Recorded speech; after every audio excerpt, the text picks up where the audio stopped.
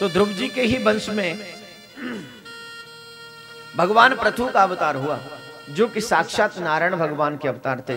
बोलो पृथु जी महाराज की जय। एक और इन्हीं के वंश में उत्तानपाद के जो दूसरे भाई थे प्रियव्रत उत्तानपादरो शत्रुपापतिम सुत।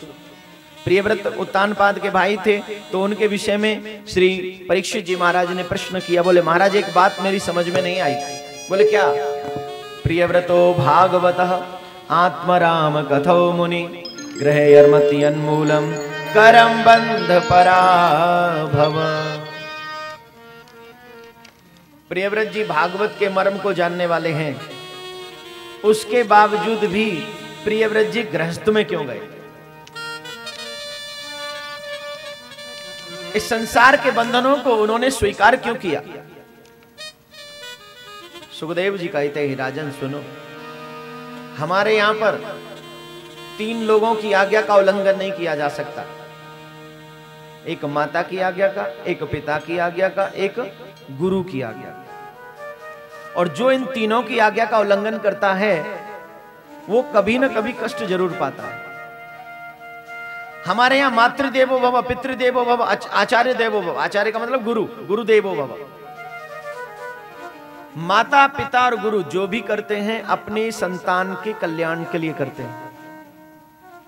स्वयं प्रियव्रत नहीं चाहते थे कि उनका विवाह हो, लेकिन महाराज मनु ये चाहते हैं कि मेरे पुत्र का विवाह हो। और पुत्र देखिए, सीधे सन्यास में चले जाओ और सन्यास में जाकर बाद में कहो कि हमें शादी करनी है, तो वो गलत है। पहले गृहस्थ में रहो, गृहस्थ का जो है इस गृहस्थ आश्रम को आराम से सुखद तरीके से जियो। और जब तुम्हारी जिम्मेवारियां तो कभी पूरी नहीं होती, लेकिन कुछ जिम्मेवारियां हैं। कहां तक जिम्मेवारियां? कहां तक हैं आपकी? आप गृहस्थ में गए, आपके बच्चे हुए, बच्चों की आपने शादी कर दी, यहां तक आपकी जिम्मेवारी, सिर्फ यहां तक। इसके बाद आप चाहे तो घर छोड़कर संन्यास ले सकते हो, लेकिन आपकी जिम्मेवारी तो कुछ ज्यादा ही है ना। आपके बच्चों की शादी हो गई, आपकी जिम्मेवारी कंप्लीट, लेकिन हमारी जिम्मेवारी तो नहीं हुई अभी। फिर एक इच्छा होती है महाराज अभी कहां हुई, अब इसके एक बच्चा और हो जाए ना फिर ठीक रहे, सारी टेंशनों से मुक्ति पालेंगे हम। चलो जी वो बच्चे भी हो गए, अब मुक्ति मिल गई ना? बोले हाँ मिल गई महाराज, अब तो जाके सन्यासी बन जाओ। अरे बोले कैसे बन जाए महाराज, अभी ये बच्चे को ना मेरी गोद में खेलने की आदत पड़ गई है, अब इसको मैं ही खिलाता हूं तो रहता है, नहीं तो रहता नहीं। चल भाई इसे गोद में खिला ले, बड़ा कर ले, फिर चला जाइए। खिलाया, बड़ा किया, अब बोला अब तो सन्यासी बन जा। अरे बोले महाराज एक इच्छा और है। बोले क्या? बोले मैं चाहता हूं इस बच्चे की शादी और देख जाऊं, नाती की शादी और देख जाऊं, मैं तृप्त हो जाऊं। चलो ठीक है, तेरे नाती की शादी भी तुझे दिखा देते हैं। दिखा दी, उसके बाद हो गई इच्छा पूरी, छोड़ सकते हैं घर? बोले अब आप बताइए छोड़ सकते हैं नहीं? हंसो मत, बोलो राधे राधे बोलना पड़ेगा। राधे राधे। अब क्या इच्छा है? बोले महाराज इसके और एक बेटा हो जाए तब छोड़ दो। कहने का मेरा अभिप्राय है कि तुम्हारी सांसें रुक सकती हैं, लेकिन तुम्हारी इच्छाएं कभी रुकने वाली नहीं है। माया मरी न मन मरा, मर मर गए शरीर, आशा तृष्णा ना मरी, कह रहे दास कवि। न माया मरती है न मन मरता है। ये मन बड़ा विचित्र है, दिन पे दिन दौड़ता जा रहा है, दौड़ता जा रहा है, इतना दौड़ रहा है कि इस पर लगाम कसना चाहते पर कसती नहीं।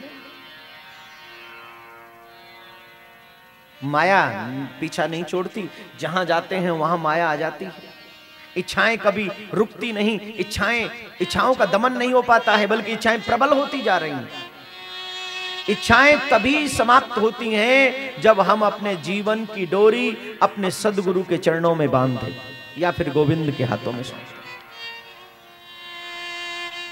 ये मन बड़ा चंचल है, कैसे तेरा भजन करूं, जितना इसे समझाऊं उतना ही मचल जाए। जितना इसे समझाने की कोशिश करते उतना मचलता है महाराज। एक ही काम करिए जो बहुत आसान है, दुनिया में रहकर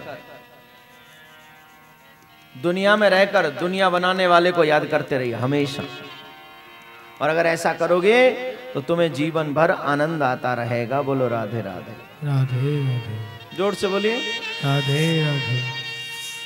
तो प्रियव्रत जी महाराज ने अपने पिताजी की आज्ञा का पालन किया और आज्ञा का पालन करके उन्होंने अपना विवाह किया और उन्हीं के वंश में महाराज ऋषभदेव भगवान का प्रादुर्भाव हुआ, जिनसे जैन धर्म चला। बोलो ऋषभदेव भगवान की जय।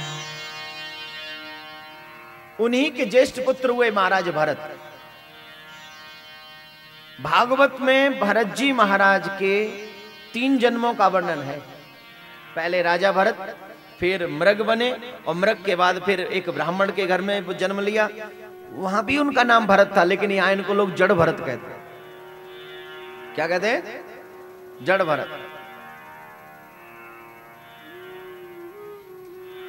रहुगण को बहुत बड़ा उपदेश दिया जड़ भरत जी महाराज, लेकिन इनके 3 जन्म किस बात को लेकर हुए ये सोचने वाला विषय। जब राजा भरत थे तो इन्होंने सब कुछ छोड़ दिया, राज्य छोड़ दिया, परिवार छोड़ दिया, संतान छोड़ दी, लेकिन एक इच्छा को नहीं छोड़ पाए। जैसे ही घर छोड़कर वन में गए तो एक मृग से मोह हो गया, और मोह जो है मजबूर कर देता है हमें बार बार जन्म लेने पर। ये जो मोह है, इच्छाएं जो हैं, काफी लोग कहते हैं हमें उसने दुख दिया, हमें उसने दुख दिया। किसी ने कोई दुख नहीं दिया, तुम्हारी इच्छाओं ने तुमको दुख दिया। बोलो राधे राधे। राधे राधे। जोर से बोलिए राधे राधे। कोई हमें दुख दे सकता है? कदाचित नहीं। सुखस्य दुखस्य न को अपिदात। कोई तुम्हें सुख दुख नहीं देता, तुम्हारे कर्म अनुसार तुम्हें सुख मिलता है, तुम्हारे कर्म अनुसार तुमको दुख मिलता है। तुमने इच्छाएं इतनी बड़ी पाल रखी हैं कि इच्छाएं जब पूरी नहीं होती तो तुम्हें दुख मिलेगा ही मिलेगा, ऑब्वियसली बात है। सपोज हमने सोचा हम कहीं से निकल रहे हैं और सामने से हमारे जो आ रहा है, तो हमने उसे देखते कहा कि हम इससे बड़े हैं तो ये हमें प्रणाम करेगा, हमें राम राम करेगा, दुआ सलाम करेगा। वो आया, न दुआ करी, न सलाम, न राम राम, न घनश्याम, सीधा निकल गया। अब बताइए आपकी आत्मा को दुख हुआ कि सुख हुआ? बोले बोले क्या हुआ? आपने उसको देखने पहले ही देखते ही सोच लिया था प्रणाम करेगा, 4 लोगों में मेरी इज्जत बढ़ जाएगी, और वो आया चुपचाप निकल गए। अब आपको कैसा फील होगा? बोलिए। बुरा लगेगा। क्यों? उसने तुम्हें दुख दिया, उसने दिया है तुम्हें दुख। उसने तो तुमसे कुछ कहा ही नहीं, वो तो बोला भी नहीं तुमसे, लेकिन तुम्हें दुख मिल गया उसके आने से। दुख उसने नहीं, दुख तुम्हारी इच्छाओं ने दिया। तुमने सोच लिया कि ये जो आ रहा है ये मुझे प्रणाम करेगा, तो उससे तुम्हें सुख मिला सोचने भर से, और जब उसने वो नहीं किया तो तुम्हें दुख मिला।